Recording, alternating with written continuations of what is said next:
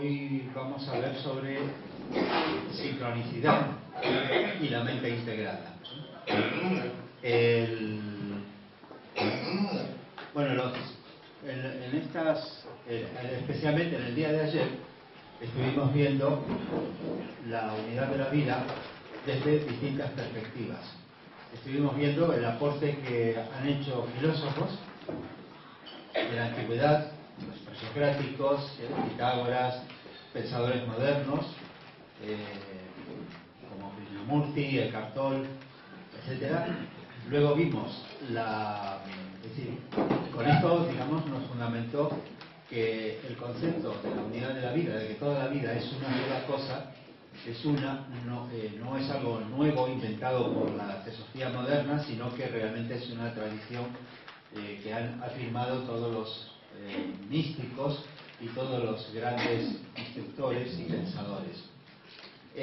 Luego estuvimos viendo qué indicios de la unidad de la vida podemos encontrar en la ciencia moderna, porque aunque parezca mentira y que se la tilde de muy mecanicista, pero realmente ha habido cosas modernas como en la física cuántica, cuando nos ha hablado de partículas que aunque estén separadas realmente son una sola realidad, el entrelazamiento cuántico. Hemos estado viendo también las teorías o los modelos holográficos del universo. Y bueno, y luego estuvimos viendo también las teorías del todo que nos explicó David, cómo los físicos están buscando una teoría realmente unificadora. Y también, fundamentalmente, bueno, los conceptos de Gaia, como a un biólogo y químico se le ocurrió decir, bueno, es que todo el planeta realmente funciona como un organismo. Y también, luego, la parte de los modelos de red, es decir, cómo las redes realmente son un modelo más aproximado de cómo se comporta la naturaleza y justamente nos está mostrando esa unidad y el potencial que tiene cada elemento dentro de la red, cada individuo, cada parte, de expresar, de modificar y de estar junto con el todo. Bueno, hoy vamos a ver otro elemento que es la sincronicidad. La sincronicidad es una teoría elaborada bueno, ahora vamos a ver cómo surgió esta teoría, pero básicamente primero vamos a definirla. ¿En qué consiste? La sincronicidad se trata de la coincidencia temporal de dos o más acontecimientos que no están necesariamente relacionados entre sí de manera causal, es decir, que uno no es causa de otro y este causa de otro, no están en una cadena de causación, ni tampoco son efectos de otro acontecimiento que los causa a todos a la vez. Y esta coincidencia temporal, es decir, que ocurren simultáneamente, es significativa, o sea, tiene un significado. Podemos decir, por ejemplo, que si yo, pues justo cuando la urraca levantó vuelo, yo estornudé, ¿no? Pero eso son coincidencias, pero no tienen ningún significado especial. La teoría esta, en cambio, bueno, la sincronicidad, en cambio, se refiere a cosas que ocurren tanto en el exterior como en el interior, en la conciencia, que aparentemente están disociadas, pero hay coincidencias. Son esas coincidencias llamativas. Decimos, bueno, la probabilidad de que esto pase porque sí, por coincidencia, sin que haya realmente algo detrás, es sumamente muy baja. Entonces, ¿qué significa? Y lo importante es que el significado es el significado que nosotros, que nuestra mente, que nuestra conciencia le puede dar, que sea una representación. Bueno, hay que señalar que para que exista esto tiene que intervenir el sujeto, que es el que le da significado. Nosotros le damos significado. Ahora vamos a ver ejemplos. El primer ejemplo es cómo se formó esto, cómo surgió la idea de la sincronicidad.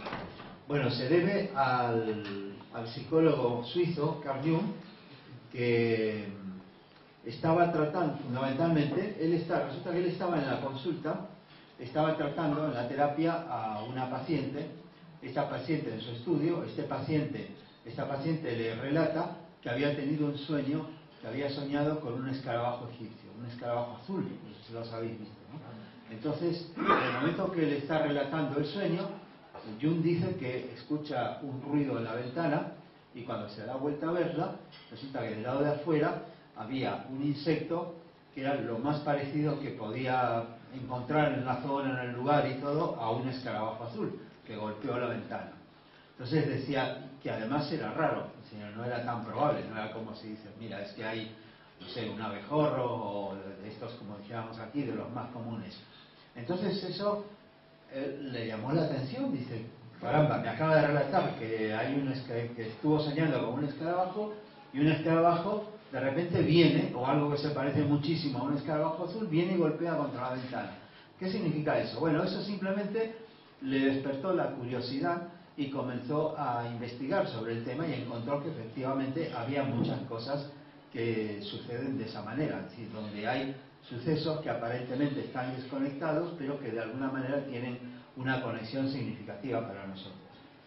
El físico Wolfgang Pauli, que fue también uno de los contribuyentes importantes de la física cuántica, de hecho a Pauli se lo conoce por el principio de exclusión, que dos partículas no pueden tener los mismos números cuánticos dentro de un átomo. Era paciente de Jung, porque estaba deprimido, se daba la bebida, etc.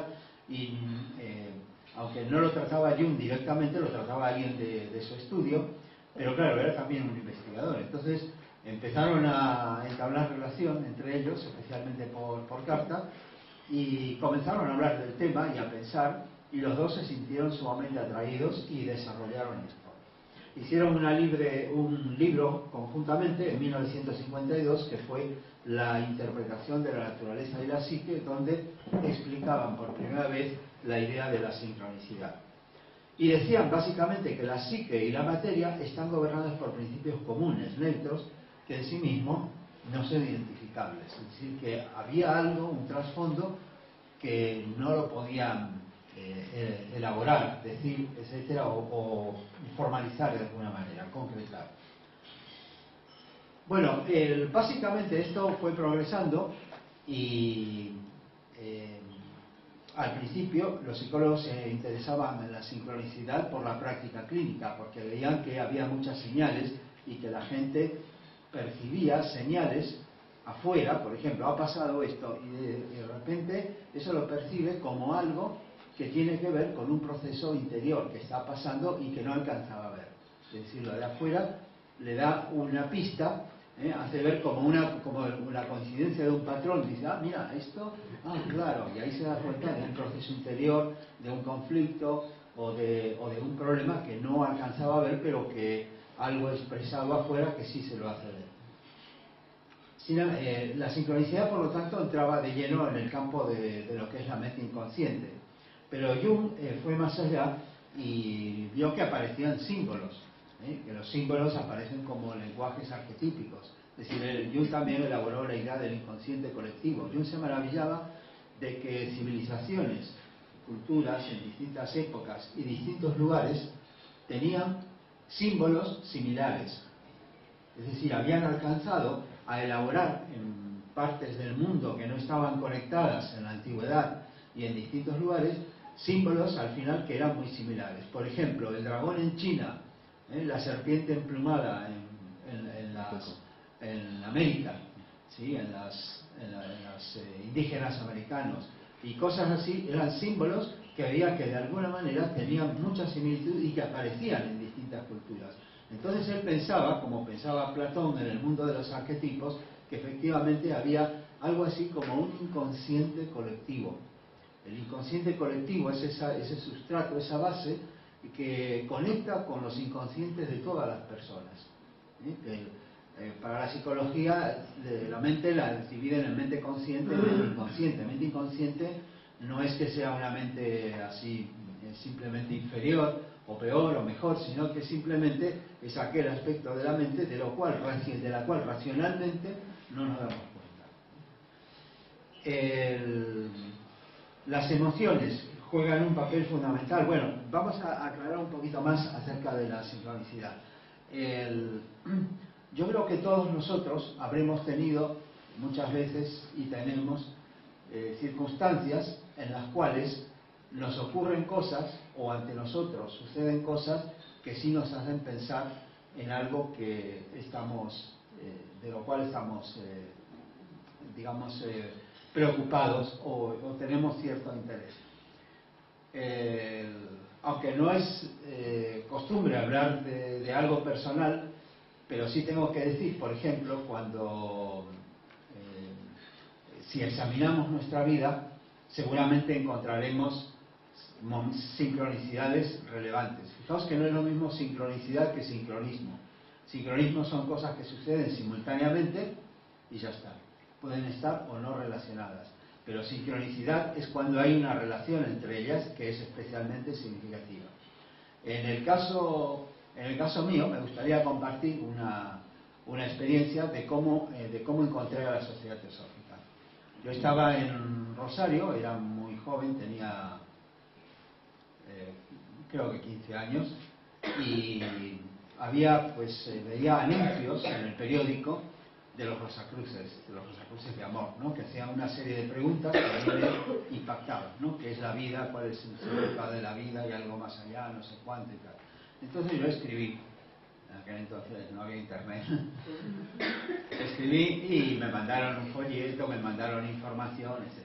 Bueno, esto pasó, no pasó más allí, no pasó más allá de este evento. Luego, cuando estaba en la universidad, apenas tenía creo que 18 años en ese entonces, pues teníamos una asignatura que era de integración cultural con el medio, y se hablaba un poco de la filosofía, el profesor nos hablaba de la filosofía. Y entonces en una clase llena de gente, a mí, digo, que osado, se me ocurre preguntar, ¿no? Dice el profesor, dice, ¿usted cree que instituciones como los Rosacruces o algo así pueden dar una respuesta a este tipo de cosas? Y claro, no sé lo que me contestó porque es irrelevante. Pero luego de la clase, al terminar la clase, viene hacia mí una persona, se identifica y me dice, yo soy Rosacruz. Dice, y entonces esta persona, bueno, estuvimos con gente de Rosacruz, hablando, teniendo algunas reuniones así informales totalmente, y luego él me dice, mira, aquí hay muchos problemas y tal, te voy a llevar a un lugar, te voy a llevar a una sociedad en donde está toda la enseñanza, es gratuita, no es que hay que suscribirse e ir pagando como pasaba con esta, no te la dan en lecciones, tú puedes leer todo lo que quieras, enterarte y tal. Bueno, fenómeno. Y así fui que conocimos a Francisco y Lidia Esposi, ¿te acuerdas? Sí. Bueno, esos fueron los dos primeros teósofos que conocí. Y a partir de ahí ya comencé mi camino. Deciros que esta persona luego fue a un campamento de jóvenes en San Rafael, en la Sociedad Teosófica, y conoció pues a una chica de la cual se enamoró y la cual sería su pareja. Es decir, fijaos, ¿cuál es la probabilidad, a ver, de que en la clase de una universidad de ingeniería, del primer año de la Facultad de Ingeniería, haya alguien que se atreva a decir una pregunta como esa y alguien que diga, oye, que yo soy Rosacruz? Y fijaos cómo coinciden esas cosas. ¿Es mera coincidencia? Yo creo que no. Yo creo que la búsqueda de todos nos va atrayendo. La búsqueda efectivamente mueve esos hilos invisibles y nos pone en las circunstancias adecuadas, en el momento adecuado y con la gente adecuada. Las emociones en esto juegan un papel fundamental. Es decir, cuando hay intención, cuando hay interés, cuando hay emoción, lo que nos mueve, cuando realmente estamos poniendo empeño, es cuando estas cosas pueden suceder más fácilmente. Luego, bueno, esto ya lo hemos pasado. Simplemente claro, la sincronicidad no tiene una explicación, excepto si entendemos que la vida realmente es una. que fuera de la unidad de la vida, no tenemos una explicación consistente. Dice, ¿por qué estas cosas misteriosamente se van a comunicar entre sí y estos hilos se van a mover de esta manera? No, la sincronicidad es una muestra más de que, y por ese es el motivo por el cual la traemos a colación ahora, de que existe una unidad en la naturaleza. Esta unidad también fue enunciada por Lao Tse en el Tao Te Ching, e inclusive una de las cosas que estudió Jung en relación con esto eran lo que se llama el I Ching, el libro de las transmutaciones o el libro de las combinaciones, porque Jung se interesó también por los métodos antiguos, orientales especialmente, de adivinación o de interpretación de algo. Decía, ¿por qué? ¿Qué tiene que ver que te salga algo en el I Ching, por ejemplo, y que digas que mira, tú eres así o te va a pasar esto y lo que sea? También hizo estudios acerca de la astrología y claro, vio que el propósito de la astrología, decía, claro, es que, o el fundamento, no el propósito, decía, es que estudia según los astros, pero es que lo que pasa en las constelaciones y lo que pasa en la posición de los planetas, etcétera, al final son ciclos que de alguna manera están conectados con los ciclos del ser humano. Bueno, el Tao, en el Tao Te Ching, Lao Tse dice que el Tao, que es la forma en que él designaba el uno, es el camino, el significado. Y quise rescatar eso por eso, el significado. No solamente la realidad en sí, o sea, lo que existe materialmente, lo que se despliega, lo que se manifiesta, sino lo que significa. ¿Qué es lo que hay detrás? Las cosas, decía, bueno, no existen, decía él, no existen como realidades independientes o vacuidad. En el budismo, esto también se conoce como el Pratitya Samutpada y que tiene varias traducciones. La relación dependiente, de las cosas están todas relacionadas, la génesis condicionadas, el cosurgimiento dependiente o el surgimiento interdependiente. La dependencia que habla simplemente de la dependencia o interrelación de todas estas cosas y que es la base para la sincronicidad. El principio de correspondencia, que también hemos mencionado, como es arriba es abajo, representado también en la geometría fractal, que indica la relación de las partes del todo y que hacen posible que justamente en la sincronicidad lo que está en el gran tema, digamos, en el ámbito de lo grande, también de alguna manera se refleja en lo pequeño y viceversa. Bueno, ayer hablamos también, cuando hablamos de los modelos, del modelo holográfico de David Bohm y de otros autores, que existía lo que él le llama en el modelo la realidad manifiesta o la realidad explícita y la realidad implícita o no circunscripta.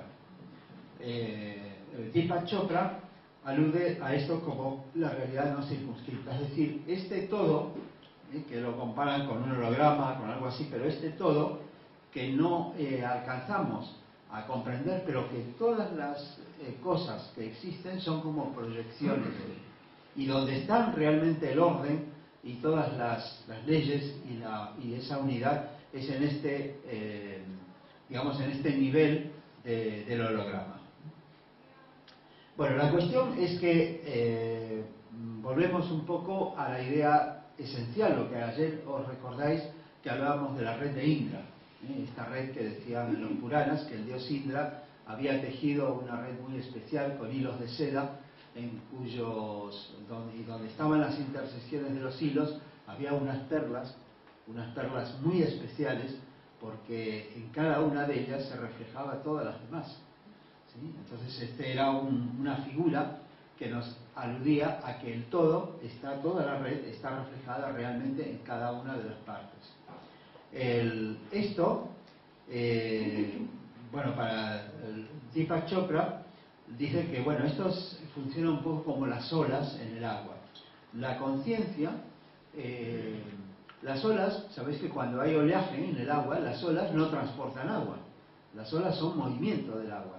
Entonces el agua se mueve, pero hay algo de ese movimiento que es la ola, que es la onda en el agua, que es la que realmente se está moviendo. Es como si tuviéramos la materia y la conciencia o la realidad básica y un significado, que es lo que pasa a través de ella. Bueno, una modificación una consecuencia de esto es que una modificación afecta inmediatamente al todo. ¿Qué queremos decir? Supongamos, nosotros conocemos a una persona y tenemos una relación con ella, tenemos un cariño especial, la queremos y sabemos que está en cierta dificultad. Y muchas veces nos imaginamos, voy a enviarle un pensamiento de amor, voy a enviarle un pensamiento de ayuda, o voy a enviarle esto. No hace falta que enviemos nada. Simplemente tenemos que pensar, y lo que pensamos nosotros está también en ella. Lo que sentimos está también en ella. ¿Sí? El hecho de poner el foco hace simplemente que se enfoque. Pero no hace falta que vaya el pensamiento de un lugar a otro. ¿Sí? Probablemente también nos pasa a la inversa. Lo que pasa en todos los que nos rodean, si los que nos rodean sufren, si los que nos rodean son felices, o los que están conectados con nosotros están de alguna manera con un sentimiento o con unas preocupaciones o lo que sea, eso también repercute en nosotros, lo veamos o no lo veamos, aunque no tengamos el contacto directo con ellos y no nos digan, oye, estoy muy preocupado por esto. ¿Por qué? Porque somos parte de ellos, estamos en la misma cosa, en la misma red, estamos comunicados aunque no nos demos cuenta. Esto es fácil de ver en acontecimientos sociales, donde básicamente se va generando una idea y la idea va surgiendo y se va dando expresión y todos parece que naturalmente se acoplan a ella. Bueno, Jung y Pauli investigaron este concepto y lo llamaron el unus mundus. No es que se lo inventaron ellos el nombre, era un término creado por un alquimista del siglo XVI, Gerard Done, que era discípulo de Paracelso, y que justamente se refería a la realidad unificada subyacente, de la cual todo lo que vemos emerge y a la cual todo regresa. Como hemos dicho cuando hemos hablado de la manifestación, es el proceso de la manifestación. Todo sale de algo inmanifestado, de algo que está desde lo que es el uno, el germen de esa manifestación, todo se expresa, se divide aparentemente, se diversifica y luego de una evolución de construir formas de hacer de todo, pues eso y de desarrollarse la conciencia, eso regresa al seno de donde había salido, pero de una manera diferente. Regresa con una evolución, con algo desarrollado, con algo hecho. Bueno, es otra manera, esto es el concepto que ya sabemos, pero que lo que quería mostrar es que un psicólogo tan importante como Jung justamente estaba con esta idea, es decir, captó la esencia, captó esto y también lo expresaba, cosa que le valió también a veces su escarnio, porque había gente que decía, este se ha metido con cosas esotéricas y no sé cuánto, y entonces lo echaban un poco a un costado, pero realmente él en ese sentido fue valiente, dijo lo que había encontrado y hoy es sumamente apreciado. La sincronicidad, decíamos, es posible porque los hechos objetivos y la conciencia son expresiones de esta misma realidad, del unus mundus. Es decir, cuando nosotros tenemos ¿qué pasa cuando tenemos una preocupación o un deseo? Decimos, si esto repercute en lo que nos rodea de una manera directa, quiere decir que las cosas que dependen a lo mejor de ciertas pequeñas circunstancias o factores aleatorios, por decir así, para que se den de una manera o de otra, se darán quizás de tal manera que tengan algún significado o que tengan una conveniencia o significado para nosotros. La intención, se suele decir como deseo o voluntad, mueve al universo. Es decir, lo que nosotros deseamos firmemente tenemos una gran probabilidad, si lo deseamos y trabajamos, no simplemente decimos, me gustaría ganar la lotería, pero no compramos el billete, como dice el chiste, pues claro, el universo no se mueve para ello. Decía Nivesa en el libro Karma, el deseo atrae la oportunidad. Y esto al principio nos parece un poco mágico, ¿no? Como decir, bueno, el hecho de que yo lo deseo, y hay cientos de personas o miles de personas que pueden estar deseando lo mismo y no necesariamente por eso se me va a cumplir. No quiere decir que se va a cumplir. Solamente quiere decir que el deseo puede polarizar oportunidades para que lo podamos cumplir.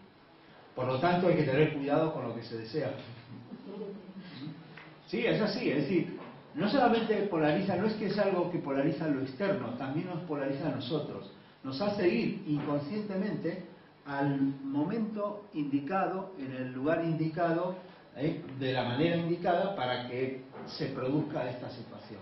No es algo que hemos planificado adrede. Voy a ir aquí porque va a pasar esto, porque voy a conocer a este me va a llevar aquí.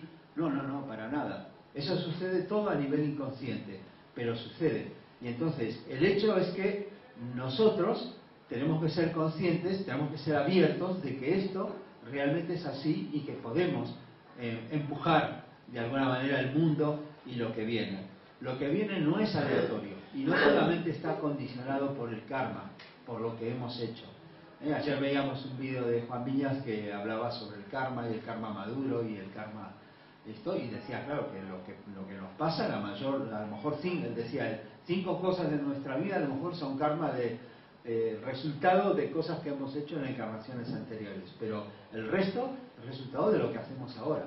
Pero no solamente eso, sino que también lo que nos pasa es el resultado de hacia dónde vamos caminando, de lo que nosotros vamos empujando. Si nuestra intención está en armonía con la realidad, encontraremos esas coincidencias significativas que nos lo indican. Las coincidencias, ¿qué quiere decir?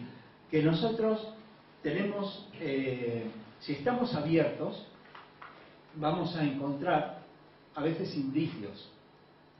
¿Sí? Indicios no quiere decir que, bueno, algunos llaman las señales, ¿no? Las señales, pero no que alguien las puso, sino que a lo mejor esas señales están ahí, pero nosotros le damos un significado.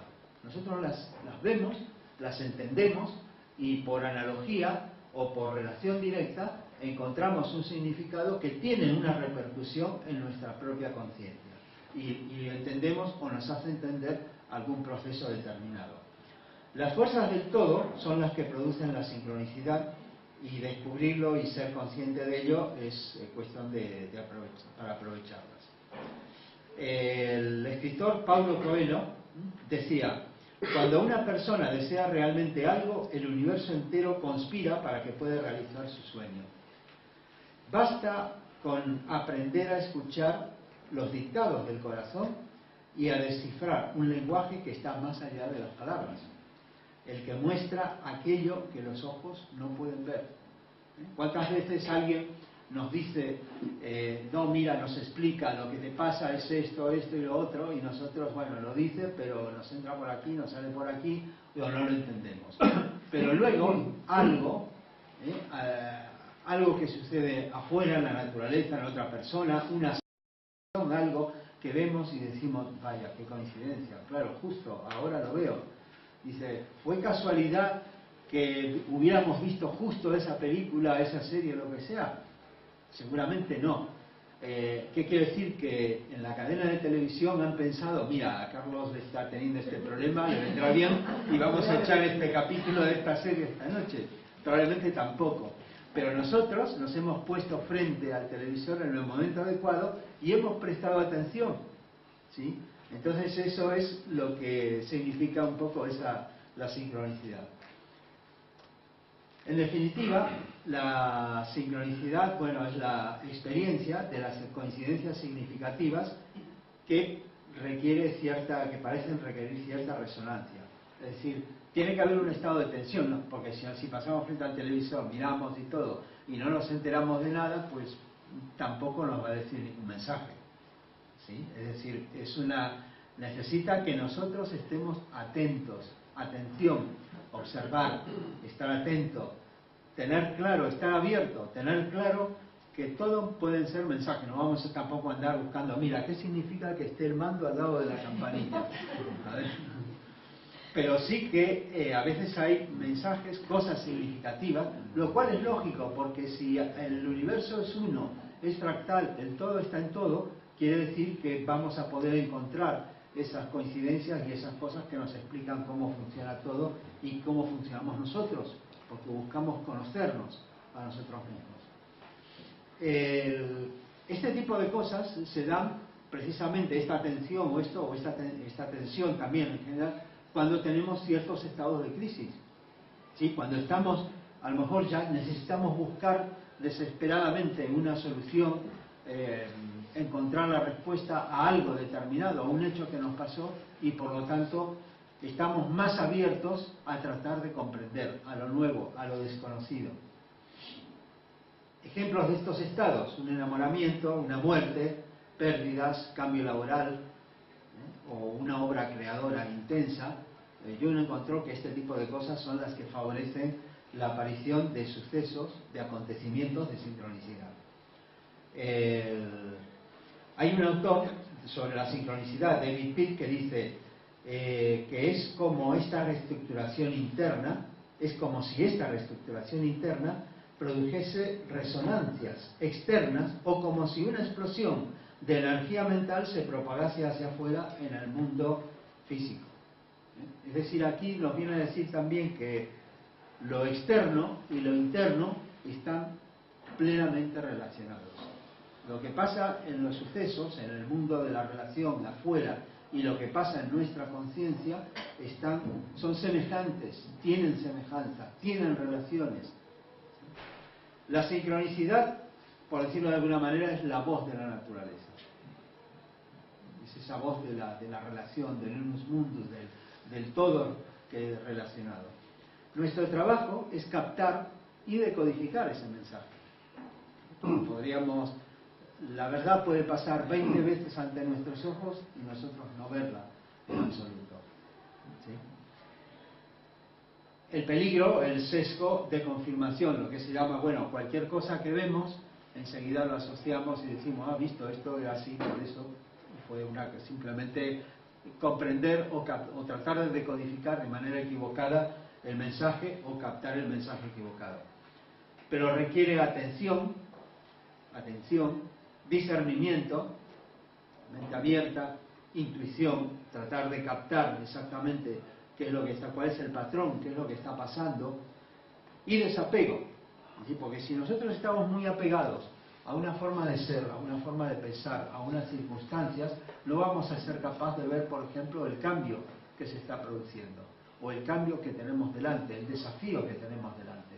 Tenemos que ser libres para poder verlo. Porque si no decimos, no, esto no. Esto no, esto no significa nada. Y pasa de largo. ¿Sí? Pero a veces lo que nos está diciendo algo dice, mira, hay que cambiar algo. Tienes que ahora hacer otro desafío, otra etapa, moverte.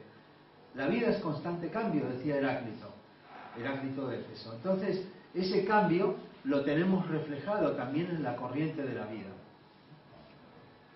Bueno, y para terminar simplemente, hay varios libros acerca de la sincronicidad, si os interesa. Bueno, aquí hay una lista y cualquiera de ellos, obviamente, hay uno muy bueno que os puedo recomendar, que es el de Deepak Chopra, porque creo que tiene un enfoque muy espiritual y muy bueno, se llama sincrodestino. Porque él dice que con esta idea de la sincronicidad la asocia con cómo construimos el destino. Nosotros atraemos las cosas. Nosotros vamos de alguna manera a decir, bueno, esto sucede por una magia invisible. Sí, no. Si le quieres llamar magia, sí, pero es que es una ley de la naturaleza. Todo está relacionado. En definitiva, la magia, como dijo alguien, son aquellas leyes que son las que todavía no conocemos o que no entendemos. Vale, luego el propio libro de Jung, La interpretación de la naturaleza de la psique, aunque es un poco, es pequeño, pero es pesado. Quiero decir, es muy... Jung era un investigador y daba entonces, utiliza un lenguaje un poco más difícil de entender. Y después hay Bueno, hay algunos libros, entre ellos uno muy bueno también, Sincronicidad, puente entre mente y materia, de David Pitt, el último. Pero bueno, realmente os recomiendo que si os interesa el tema, pues que investiguéis y leáis, porque hay mucho material. Y sin más, voy a dejar paso a Carmen, que nos va a hablar ahora de la mente integrada.